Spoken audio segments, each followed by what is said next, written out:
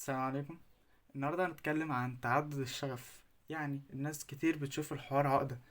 انا بجرب حاجات كتير قوي لدرجة ان انا مش عارف اتخصص في حاجة فيهم. يعني انا شاطر في كذا حاجة بس مش قادر حتى اشتغل بيها، مش قادر اتخصص بيها في الدراسة. طيب اعمل ايه فعلا؟ الفكرة ان الحوار ده ممكن نلخصه في جملة، والجملة هي ان انت اعرف شيء عن كل شيء، واعرف كل شيء عن الشيء، والشيء ده تعود على حاجة انت متخصص بيها.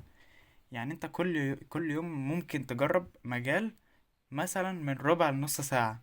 تمام.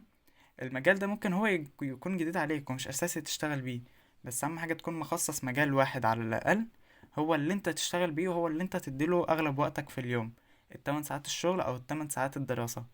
ممكن بعد كده تدي نص ساعة كل فترة وفترة للمجال اللي انت عايز تدرسه. وده حل وسط واغلب الناس بتجربه وبتوصل ان هي ممكن ترضى الى بعض ما.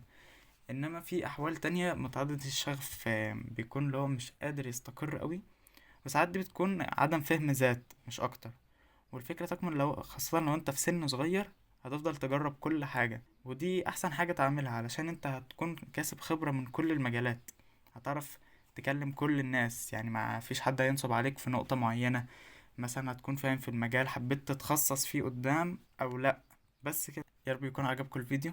لو حد عنده اي اسئلة تانية يكتب لي في الكومنتات وهنزل عنها فيديو مخصوص. سلام عليكم.